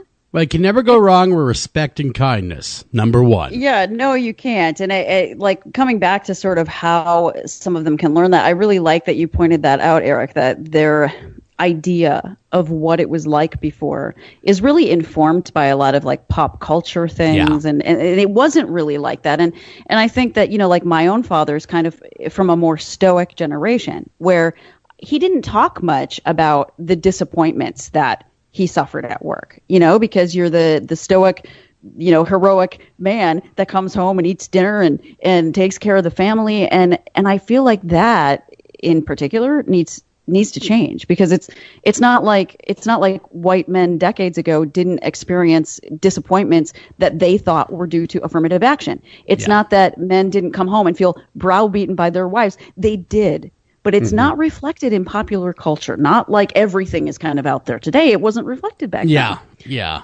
And that's just it. It's life. Yeah, I mean, it's just life. Get over it. Oh, God. I mean, the battle of the sexes and the battle between different ethnic groups has been going on since the dawn of time. It's never been peaceful. The white man's on top and everybody gets along. That's never really been the case. But how would they know that if the previous generation isn't guiding them through it and saying, hey, you are paying more in loans than that guy, but you got to go to college and look at this other white kid down the street that didn't because his dad died. You know what I mean? It's always going to be a struggle. That's life. That is life. Rule number 1 is life isn't fair. Rule number 2 is see rule number 1. Yes, it is. Well, the other issue here, since we're tackling this pretty large and certainly very serious topics, you also have to compare the macro to the micro, because there's all kinds, of difference there. In other words, affirmative action is there.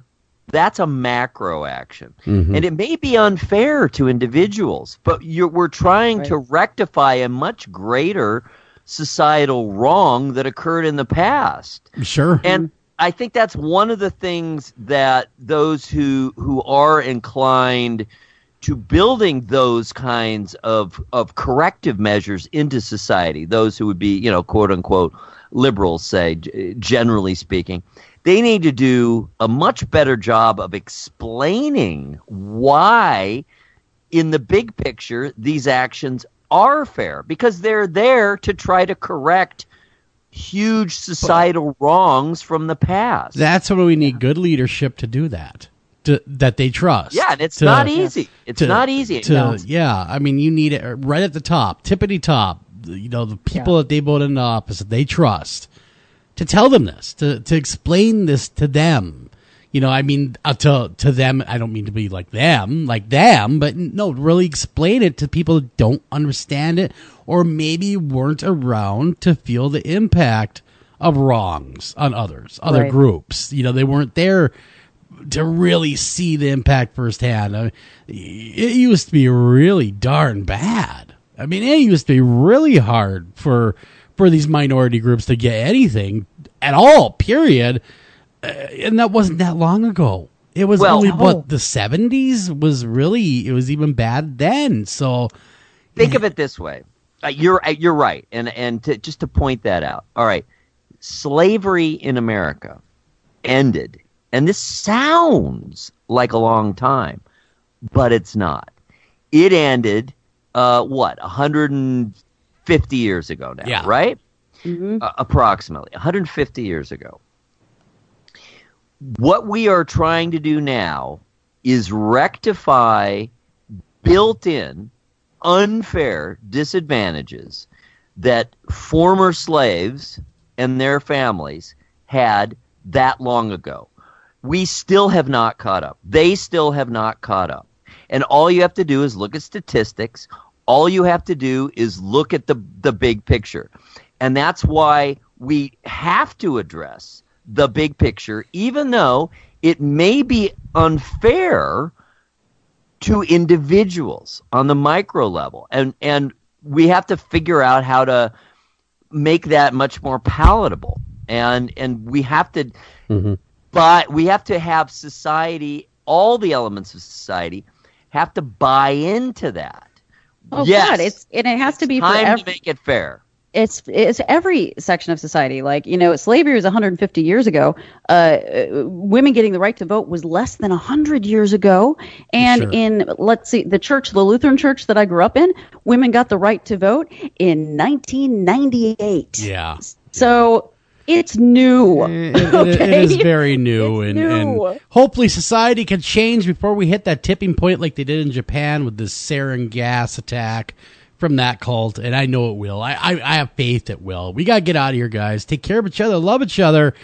And remember, if we forget history, we are damned to repeat it. Thank you for listening to this edition of After Hours AM. And please remember to like us on Facebook and also follow us over on Twitter.